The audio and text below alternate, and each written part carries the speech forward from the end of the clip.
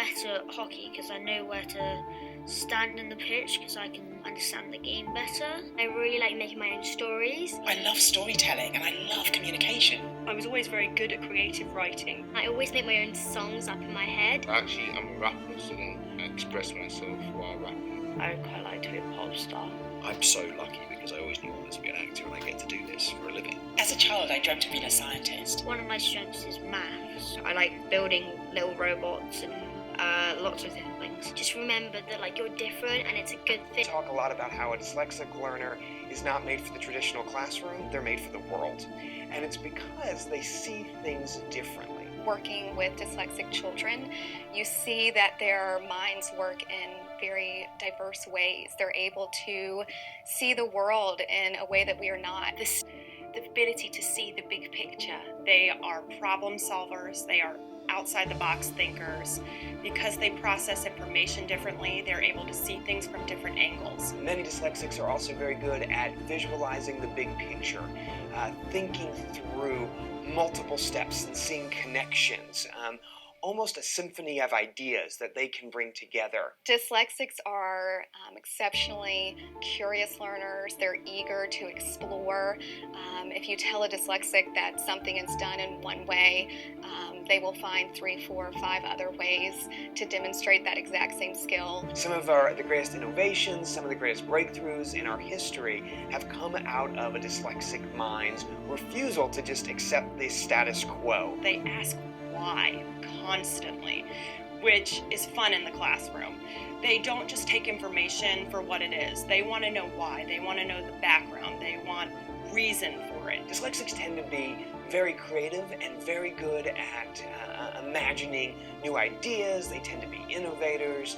They tend to be entrepreneurs, the game changers in our world, or that disrupt industries, that provide solutions that we didn't even know that we needed, or to solve problems we didn't even know we had. I may give certain instructions and am expecting a certain outcome, but with my dyslexic kids, I can never predict what they're going to come up with, and it's always, outshines my expectations. Some dyslexic learners can actually think three-dimensionally. They can move parts around in their heads so that they can understand how in physical space things are connected. They're able to understand themselves in a way that, of course, helps them in the classroom and outside the classroom, but they're also empathetic and understanding towards others.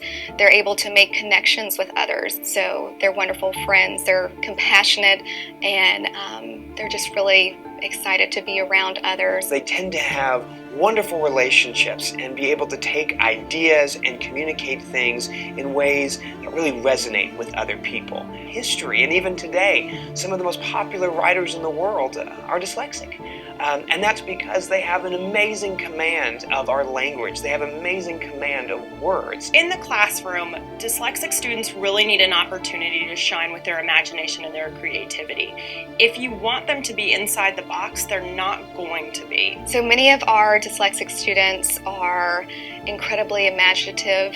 They are daydreamers, but of course with dyslexics they're thinking of so many different things in their mind and coming up with so many creative ideas. I see a child who's looking out of the window because they're thinking about what you've said, they're processing it, and they're going to give you an incredible answer in a minute when they've worked out how they're going to say it.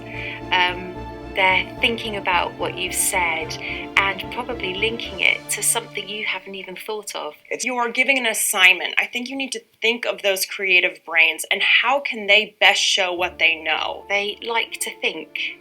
We need to give them time to do that. Dyslexic people like to think. They like to think about what you've asked them and they need time to give you the answer. But they're often thinking because they're good thinkers and they're going to give you something amazing in their response. Don't just limit it to multiple choice answers or a quiz or a test on paper. How can you as an educator get out the information from them in the way that best suits their brain? People talk about computers being the fourth industrial revolution. They can do all the linear thinking. They can do the things that are the barriers. A computer can't think laterally around a problem. A computer can only generate the data it's being given. And you need that neurodiversity, you need that dyslexic brain to be able to see that bigger picture. Without question, dyslexics bring amazing opportunities to the workforce. And when really we think about the 21st century and what it holds and the demands on the jobs of tomorrow, dyslexics are going to thrive and bring so much to that. We recently produced a report with EY that looked at how important dyslexic thinking skills are for the future. They actually looked at the research that the World Economic Forum had done around how skills are changing and artificial intelligence is completely transforming the skills map that employers are looking for. They then took those skills and mapped them directly across dyslexic thinking skills, and there's a complete match. So we know how hugely important it is that educators right now are looking for those skills and enabling and nurturing them. I think it's vital that teachers are trained about dyslexics because the world is changing and imagination is key to everything, and there's going to be a lot of kids whose potential are lost unless we train our teachers to effectively teach them.